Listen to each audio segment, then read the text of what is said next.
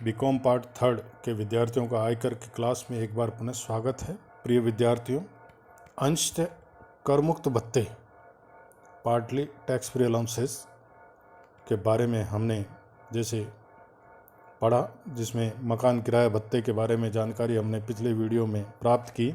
आज उसी से आगे बढ़ते हुए आज हम जो ले रहे हैं कि निश्चित सीमा तक व्यक्तिगत व्ययों की पूर्ति के लिए विशेष भत्ते। ये भत्ते यानी अनेक प्रकार के भत्तों के लिए केंद्र सरकार द्वारा समय समय पर अधिसूचना जारी करके उन्हें एक निश्चित सीमा तक कर मुक्त किया गया है। ऐसे भत्तों की कर मुक्ति के लिए वास्तव में खर्च की गई राशि को ध्यान में नहीं रखा जाता है। ये भत्ते प्राप्त राशि या निम्न में उल्लिखित, यानी आपके स्लाइड्स पे अलग जो है, स्क्रीन पे एक अलग स्लाइड आएगी जिसमें उल्लिखित राशि जो दोनों में से कम है तक कर मुक्त होते हैं तथा शेष राशि कर योग्य हो जाती है। यानी इसके अंतर्गत एक निश्चित सीमा तक जो राशि है वह कर मुक्त की गई है और उससे अगर अधिक प्राप्त होती है तो वह राशि जो अधिक्य है वह अधिक्य कर योग्य होता है। इसमें खर्च को देखा नहीं जाता, यानी एक निश्चित सीमा तय कर रखी है कि इतने रुपए तक अगर प्राप्त होता है तो वह कर मुक्त होगा, और उससे अगर ज़्यादा मिलता है किसी को तो वह जो ज़्यादा वाली राशि है, अधिक्य जितना है कर मुक्ति घटाने के बाद, वह टैक्सेबल होगी। और अगर किसी को कम मिलता है, उससे कम मिलता है, तो वह संपूर्ण राशि जो है कर मुक्त हो सकती है। तो इसमें जो विशेष तौर पे जो भत्ते आते हैं, इसका नाम भी है कि निश्चित सीमा तक व्यक्तिगत व्ययों की पूर्ति के लिए विशेष भत्ते। इसमें पहला आता है बच्चों की शिक्षा के लिए भत्ता, चिल्ड्रंस एजुकेशन अलाउंसेस। यह भत्ता जो है 100 रुपये प्रति माह प्रति बच्चे तक अधिकतम 2 बच्चों के लिए कर मुक्त होता है। यानी अगर किसी कर्मचारी को ये भत्ता अगर मिलता है चिल्ड्रंस एजुकेशन अलाउंस के नाम से, तो वो भत्ता 100 रुपये प्रति माह प्रति बच्चे तक अधिकतम 2 बच्चों के लिए कर मुक्त होता है। मान लीजिए जैसे यदि किसी कर्मचारी के 3 बच्चे हैं और तीनों में से प्रत्येक को अगर मिलता है और वह 120 रुपये प्रति माह की दर से प्राप्त होता है, तो उसको कुल प्राप्त होने वाली राशि 120 रुपये प्रति माह 3 बच्चों के लिए, इसलिए 3 से गुणा करेंगे इंटू 12 महीने। 12 महीने से अगर प्राप्त होता है, पूरे साल के लिए अगर प्राप्त होता है तो 12 से मल्टीप्लाई करेंगे, तो कुल प्राप्त होने वाली राशि 120 इंटू 3 इंटू 12 यानी 4320 रुपये भत्ता मिला। लेकिन उसे छूट केवल 2 बच्चों पर होगी और वो भी 100 रुपये प्रति माह की दर से होगी।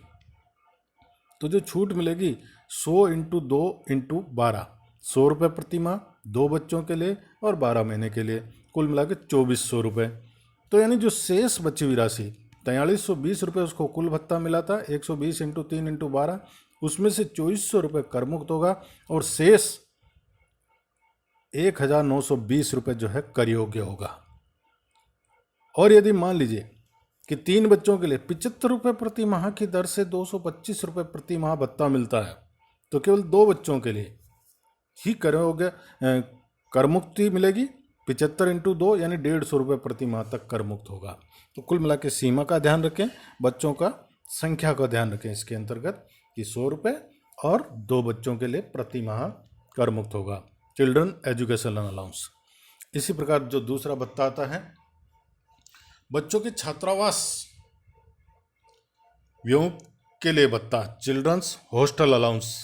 ये भत्ता कर्मचारी के बच्चों के छात्रावास यानी हॉस्टल व्ययों की पूर्ति के लिए नियोक्ता द्वारा स्वीकृत किया जाता है, दिया जाता है। ये भत्ता 300 रुपये माह प्रति बच्चे के लिए अधिकतम 2 बच्चों के लिए कर मुक्त होता है। और इस भत्ते की जो कर मुक्ति की राशि भी वो चिल्ड्रन एजुकेशन अलाउंस की तरह ही प्रत्येक बच्चे के लिए अलग अलग ज्ञात की जाएगी। 300 रुपये प्रति माह प्रति बच्चे के लिए। वहाँ 100 रुपये था चिल्ड्रन एजुकेशन अलाउंस, ये जो हॉस्टल अलाउंस है, चिल्ड्रंस हॉस्टल अलाउंस 300 रुपये प्रति माह प्रति बच्चे और अधिकतम 2 बच्चों के लिए करना होता है। अगला जो भत्ता आता है इसमें जनजातीय क्षेत्र भत्ता, ट्राइबल एरिया अलाउंस। यह भत्ता 9 राज्यों में 200 रुपये प्रति माह तक कर मुक्त होता है और शेष राज्यों में पूरा कर योग्य होता है। और 200 रुपये से अगर ज़्यादा राशि अगर किसी को मिलती है इन राज्यों में तो वह 200 रुपये तक ही कर मुक्त होगी और आधिक्य जो होगा वह आधिक्य कर योग्य होगा। तो इसमें जो निर्देशित राज्य दे रखे हैं वो निर्देशित राज्य जैसे मध्य प्रदेश, उत्तर प्रदेश, बिहार, पश्चिम बंगाल, आसाम, त्रिपुरा, उड़ीसा, तमिलनाडु और कर्नाटक, ये 9 राज्य हैं जहां पर जो कि निर्देशित राज्य हैं। और यहाँ पर अगर जनजातीय क्षेत्र भत्ता अगर किसी कर्मचारी को मिलता है तो वह 200 रुपये प्रति माह तक कर मुक्त होता है। परिवहन भत्ता, ट्रांसपोर्ट अलाउंस। यह भत्ता नियोक्ता द्वारा कर्मचारी को निवास से कार्यालय तक आने और जाने के लिए किए गए व्ययों की पूर्ति के लिए दिया जाता है। अंधे, गूंगे, बहरे अथवा शारीरिक रूप से विकलांग कर्मचारी या दिव्यांग कर्मचारियों के लिए यह भत्ता 3,200 रुपये प्रति माह तक कर मुक्त होता है और अन्य कर्मचारियों को यह अगर यह भत्ता मिलता है तो यह उनके लिए पूर्णतः कर योग्य होगा। तो परिवहन भत्ता यानी ट्रांसपोर्ट अलाउंस जो दिव्यांग कर्मचारी है, अंधे, गूंगे, बहरे और शारीरिक रूप से विकलांग है, उनके लिए उनको अगर यह भत्ता मिलता है तो वह 3,200 रुपये प्रति माह तक कर मुक्त होता है। कोयला खनन कार्य भत्ता, अंडरग्राउंड कोल माइंस अलाउंस।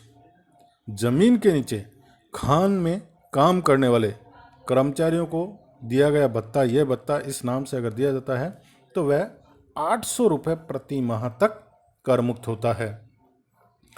इसके साथ ही यातायात संस्थाओं के कर्मचारियों को यातायात संचालन भत्ता, transport duty allowance to employees of transport concern.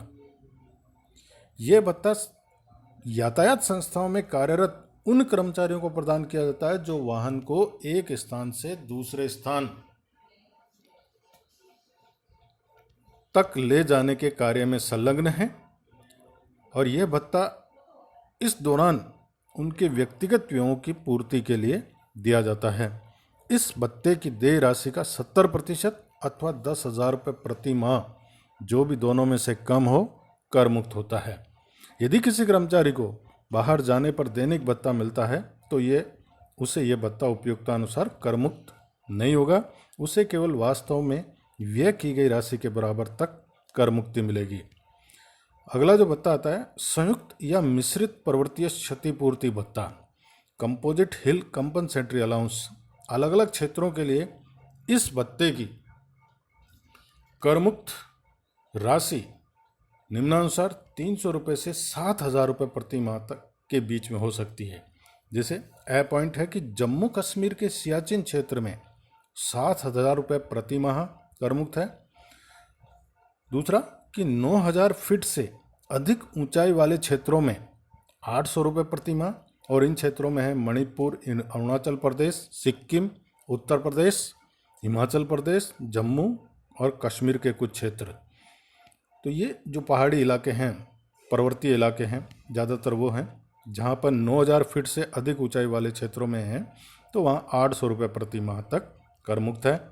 और तीसरा पॉइंट है कि समुद्र तल से 1,000 फीट से अधिक ऊंचाई वाले क्षेत्र जो उपयुक्त ए और बे बिंदु यानी जो जम्मू कश्मीर सियाचिन क्षेत्र में नहीं है और जो 9,000 फीट से अधिक में वाले ऊंचाई क्षेत्र में नहीं है, तो जो उपयुक्त ए और बे में नहीं है वो स्थान 300 रुपये प्रति माह वहाँ पर कर मुक्ति मिलेगी। कार्य क्षेत्र क्षतिपूर्ति भत्ता, कंपनसेटरी फील्ड एरिया अलाउंस। कुछ विशिष्ट क्षेत्रों में जैसे अरुणाचल प्रदेश, सिक्किम, उत्तर प्रदेश, जम्मू कश्मीर के कुछ क्षेत्र, मणिपुर, नागालैंड के समस्त क्षेत्रों में काम करने पर इस प्रकार का प्राप्त भत्ता 2,600 रुपये प्रति माह तक कर मुक्त है और आधिक्य कर योग्य होगा। तो ये कार्य क्षेत्र क्षतिपूर्ति भत्ता। इसके बाद संशोधित कार्य क्षेत्र क्षतिपूर्ति भत्ता, compensatory modified field area allowance.